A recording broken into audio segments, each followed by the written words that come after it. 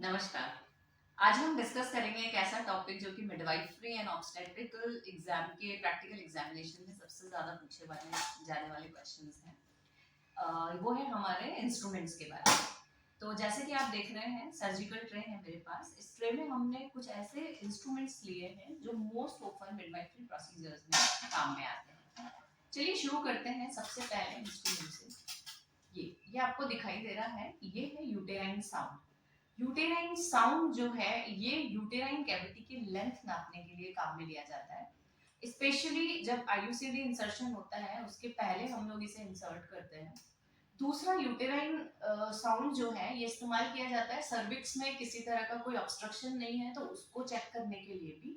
और तीसरा, अगर यूट्रस में कोई कॉन्जेनिटल एनोमली है लाइक बाइकॉर्नुएट यूट्रस है, तो जब भी हम सर्विक्स के अंदर इसको इंसर्ट करेंगे तो हमें इसको इंसर्ट करने से आइडिया लग जाएगा कि कहीं यूट्रस में कोई कॉन्जेनिटल एब्नॉर्मैलिटी तो है या नहीं है। दूसरा, ये यूट्रस की पोजीशन को पता करने के लिए भी यूज लिया जाता है। जैसे कि आप जानते हैं यूट्रस होता है एंटीवर्टेड एंटी फ्लेक्स्ड, और किसी कंडीशंस में कई बार रिट्रोवर्टेड एंड रिट्रोफ्लेक्स भी होता है। तो इन केस जब वो एंटीवर्टेड एंटी फ्लेक्स है तो आपको इसे सर्विक्स के अंदर इंसर्ट करना है इस तरीके से। तो जैसा कि आप देख रहे हैं कि ये आगे से मुड़ा हुआ है, तो ये इसीलिए है क्योंकि यूट्रस जो है वो भी आगे की तरफ मुड़ा हुआ होता है, तो इससे हम उसकी पोजीशन भी देख सकते हैं। इसके बाद सेकंड आपका इंस्ट्रूमेंट आता है, ये आप देख रहे होंगे। अगर इसे गौर से ऊपर से देखें, ये है sponge holding forceps. Sponge holding forceps नाम खुद ही बयां कर रहा है कि ये स्पंज को होल्ड करने के काम में लिया जाता है। अब स्पंज को हम होल्ड कब करते हैं, स्पेशली कोई भी सर्जरी आप कर रहे हैं उसके पहले आप एंटीसेप्टिक पेंटिंग करते हैं, यानी आप एंटीसेप्टिक सॉल्यूशन उस बॉडी पार्ट पे पेंट करते हैं, तो आप इसे इस्तेमाल करते हैं। इसके अलावा स्पंज के थ्रू हम लोग जब भी वजाइना की क्लीनिंग करनी है, पेरिनियम एरिया की क्लीनिंग करनी है, वो हम इससे करते हैं। और कई प्रोसीजर्स लाइक सर्वाइकल टीयर है तो ऐसे में कभी कभी सर्विक्स के टिप को होल्ड करने के लिए भी इसे इस्तेमाल किया जा सकता है। तो ये हुआ आपका स्पॉन्ज होल्डिंग फॉर्सेप। तीसरा आप देख रहे हैं, ये जो है ये है सिम्स स्पेक्युलम। ये एस शेप का आपको नजर आ रहा होगा। सिम्स स्पेक्युलम जो है इसमें डबल ब्लेड्स होती हैं। ये जो दो आपको ब्लेड्स नजर आ रही हैं, इसमें से एक ब्लेड थोड़ी जो है नैरो है और एक थोड़ी सी वाइड है। नैरो ब्लेड इस्तेमाल की जाती है नलीपेरस वुमन के अंदर, और वाइड वाली जो ब्लेड यूज ली जाती है वो ली जाती है मल्टीपेरा वुमन के अंदर। इसका जो मेनली यूज है वो है वेजाइना या वल्वा को इंस्पेक्ट करने के लिए। स्पेशली वेजाइना और सर्विक्स हमें विजुअलाइज करनी है, तो इसको महिला के अंदर की वेजाइना में इंसर्ट करते हैं हम लोग। फॉर एग्जाम्पल, जैसे ऑब्स्टेट्रिक में डिलीवरी के बाद मुझे देखना है कि कोई पेरिनियल टीयर तो नहीं है, तो उसके लिए मुझे ये स्पेक्युलम इंसर्ट करके देखना पड़ेगा। और भी कई प्रोसीजर्स जो है जिसके अंदर हमें वेजाइना को विजुअलाइज करना है, हम इस्तेमाल करते हैं सिम्स स्पेक्युलम का। इसके बाद आपको एक और इंस्ट्रूमेंट ये नजर आ रहा है, ये आप देखें ऊपर से तो ये कहलाती है एलिस फॉर्सेप। एलिस फॉर्सेप का इस्तेमाल किया जाता है सॉफ्ट एंड हार्ड टिश्यूज को होल्ड करने के लिए, ताकि उनमें ट्रोमा नहीं हो। जैसे एपिसियोटमी करनी है तो आप वो जो स्किन है उसको होल्ड करने के लिए भी आप इसे इस्तेमाल कर सकते हैं। आप कोई रिपेयर कर रहे हैं, पेरिटोनियल रिपेयर कर रहे हैं, तो उसमें भी वहां के टिश्यूज को होल्ड करने के लिए आप इस्तेमाल कर सकते हैं। इवन आईयूसीडी इंसर्शन में जो सर्विक्स है उसके लिप को होल्ड करने के लिए भी हम इसे इस्तेमाल करते हैं, ताकि टिश्यूज को इंजरी ना हो। इसके टिप को आप क्लियरली देख लें, ये ही जो है इसके शार्प, इसके अंदर टूथ है, बहुत शार्प तो नहीं है पर हाँ बहुत सारे टीथ बने हुए हैं। तो ये कहलाती है आपकी एलिस फॉर्सेप। एलिस फॉर्सेप के बाद आपको ये नजर आ रही होगी, that is tissue forceps and also known as dissecting forceps. ये इस्तेमाल की जाती है स्टिचिंग के दौरान। जैसे हम एपिसियोटमी रिपेयर कर रहे हैं तो इसके थ्रू हम क्या करते हैं, स्किन को इस तरह से होल्ड करते हैं, दूसरे हाथ में आपके निडल होल्डर, और आप इस तरह से स्टिचिंग करते हैं। तो जो टिश्यूज है, जो स्किन है, उसे होल्ड करने के लिए हम इसे इस्तेमाल करते हैं। ये दो तरह के होते हैं, एक होता है टूथड फॉर्सेप, एक होता है नॉन टूथड फॉर्सेप। इसके टिप को ध्यान से देखें तो चूंकि इसमें टूथ नहीं है इसलिए ये नॉन टूथड फॉर्सेप है। अगर इसके अंदर एक इस तरफ और एक इस तरफ टूथ निकला हुआ होता तो हम इसे टूथड फॉर्सेप बोलते हैं। ये इसी काम के लिए इस्तेमाल किया जाता है। नेक्स्ट अगर हम देखें तो ये आपको नजर आ रही होगी, ये एक सीजर है और मुड़ी हुई है जी, ये है एपिसियोटमी सीजर। एपिसियोटमी सीजर साधारण सीजर से अलग होती है, जैसे कि आप देख रहे होंगे इसके दोनों सिरे जो हैं ये ब्लंट है। ये ब्लंट इसलिए हैं क्योंकि जब आप वेजाइना के ऊपर कट लगाएंगे तो अगर आप नॉर्मल सीजर लेते हो तो नॉर्मल सीजर खुद उसे कट करने से पहले ही इंजर कर सकती है, लेकिन इसके चूंकि ब्लंट है सारे बॉर्डर, तो ये एक तो आपकी वजाइना को इंजर नहीं करेगी। दूसरा, ये जो मुड़ी हुई है इसका रीजन ये है कि जब भी वजाइना में आप एपिसियोटमी के लिए कट लगाते हैं तो आप लगाते हैं मीडियो लैटरल, यानी थोड़ा सा तिरछा, तो ये आसानी से इंसर्ट होता है और वहां पे कट लगाने में हेल्पफुल रहता है। तो ये आपकी जो सीजर है that is known as episiotomy scissor. इसके बाद अगर हम देखें तो ये आपका नेक्स्ट इंस्ट्रूमेंट आता है, ये हमने इसे खोला, ये है आर्टरी फॉर्सेप। आर्टरी फॉर्सेप जो है इसका इस्तेमाल किया जाता है अम्बिलिकल कोड को क्लैंप करने के लिए। अगर हम लेबर के दौरान देखें तो क्लैंप किसी भी वेसल को क्लैंप करना है तो भी हम इसे इस्तेमाल कर सकते हैं। जैसे ड्यूरिंग सर्जरी, कई बार क्या होता है सर्जरी हो रही है, कोई वेसल कट हो गई, एकदम से ब्लीडिंग होना शुरू हुई, तो आप उसे रिपेयर करने नहीं बैठते हो सर्जरी के दौरान, हम क्या करते हैं आर्टरी फॉर्सेप्स से उसको तुरंत क्लैंप कर देते हैं। क्लैंप करने की वजह से जो भी पार्ट है उसकी ब्लड सप्लाई एकदम बंद हो जाती है।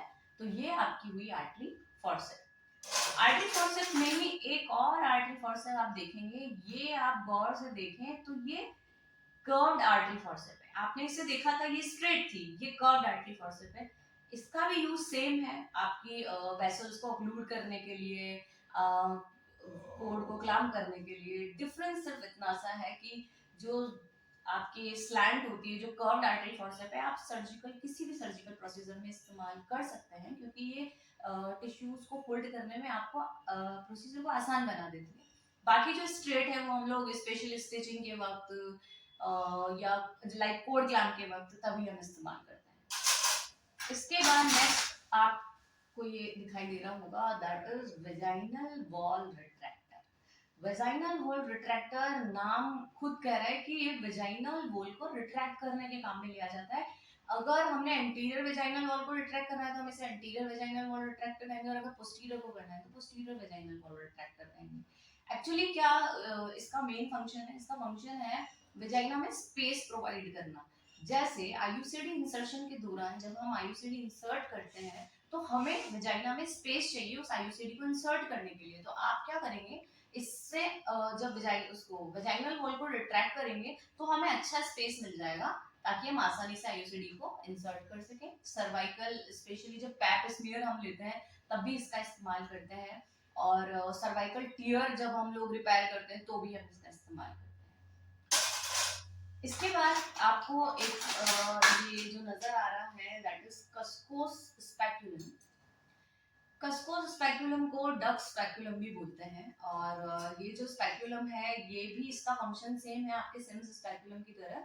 ये भी वेजाइना और सर्विक्स को इंस्पेक्ट करने के लिए काम में लिया जाता है, विजुअलाइज करने के लिए काम में लिया जाता है।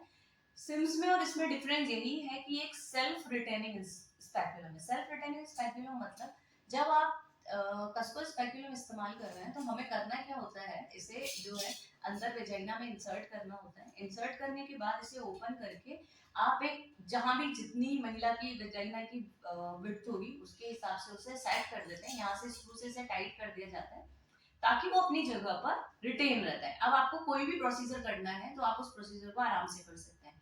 इसका यूज स्पेशली किया जाता है आईयूसीडी इंसर्शन में, आपके पैप स्मीयर कलेक्शन के अंदर और सर्वाइकल प्रोसीजर्स के अंदर। तो ये हुआ आपका कस्कोस स्पैक्यूलम।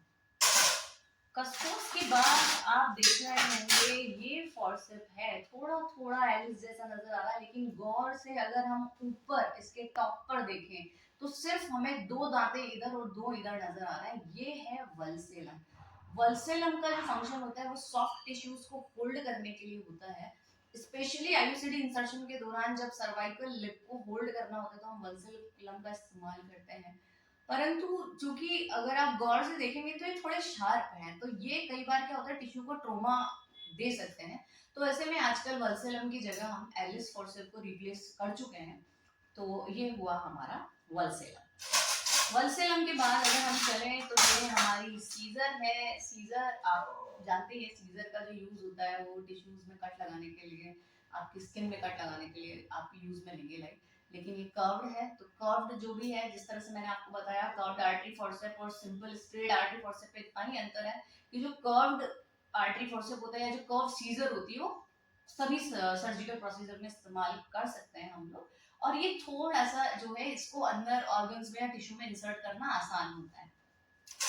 इसके बाद अगर हम देखें तो ये है, ये जो आपको दिखाई दे रहा है that is fetoscope and also known as spinners stethoscope. ये इस्तेमाल किया जाता है फीटल हर्ट साउंड सुनने में।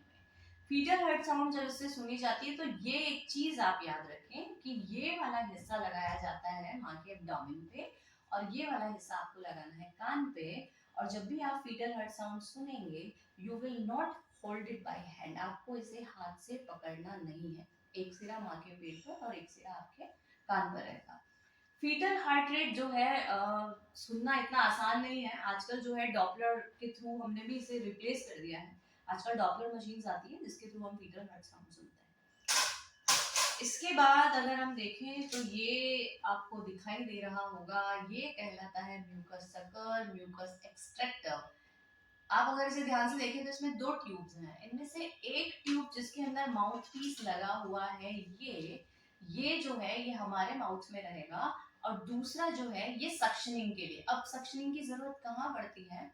डिलीवरी के जस्ट बाद जब बेबी का जन्म हुआ है तो एमनियोटिक फ्लूइड कहीं बेबी एस्पायरेट न कर गया हो, तो उस संभावना को कम करने के लिए हम लोग क्या करेंगे? सक्शनिंग करेंगे। सक्शनिंग पहले माउथ में और फिर हम नोज में करते हैं। तरीका ये होता है कि इसका जो ये माउथ पीस वाला जो मुंह है ये हमें हमारे मुंह में रखना होता है और ये वाला जो है वो बच्चे के माउथ में और फिर बच्चे के नोज में जाएगा। और ये जब प्रोसीजर हम करेंगे तो इसे हमें सक करना होता है। और सकिंग हमेशा की जाती है जब ट्यूब को बाहर की ओर निकाला जाता है। अंदर इंसर्ट करते वक्त हम सक नहीं करते हैं। तो ये आपको जो बॉक्स दिखाई दे रहा होगा इसके अंदर म्यूकस जो है इकट्ठा हो जाता है। इसके अंदर भी यूनिट्स बनी हुई है जिसमें हम मेजर कर सकते हैं कि कितना म्यूकस जो है प्रोसीजर के दौरान निकला। तो ये सब आपके हैं लेबर के दौरान काम आने वाले। और लास्ट वन जो देखा जाए, ये दिखने में बहुत छोटी सी चीज है लेकिन बहुत इंपॉर्टेंट चीज है। जी हाँ, ये है अम्बिलिकल कोर्ड क्लैम्प। ये एक डिस्पोजेबल कोर्ड क्लैम्प है। जब हम लोग कोर्ड केयर करते हैं यानी बेबी का जन्म हो गया, न्यूबॉर्न की केयर कर रहे हैं, तो हम क्या करते हैं 2 से 3 सेंटीमीटर लाइक हमने लिया और हमें क्या करना है, कोर्ड को इससे क्लैम्प कर देना है। और क्लैम्प करके आप कोर्ड को कट कर देंगे। अब 7 या 8 दिन में बच्चे की जब कोर्ड का जो स्टम्प है वो अपने आप ड्राई होगा और ये क्लैम्प भी उसके साथ ही शेड ऑफ हो जाएगा। तो ये इस्तेमाल किया जाता है कोड को क्लैम्प करने के लिए। तो ये सारे प्रोसीजर्स थे जो कि हमारे स्पेशली मिडवाइफरी के अंदर बहुत ज्यादा काम में आने वाले हैं। तो आई होप आपको समझ आया होगा। Thank you so much for watching.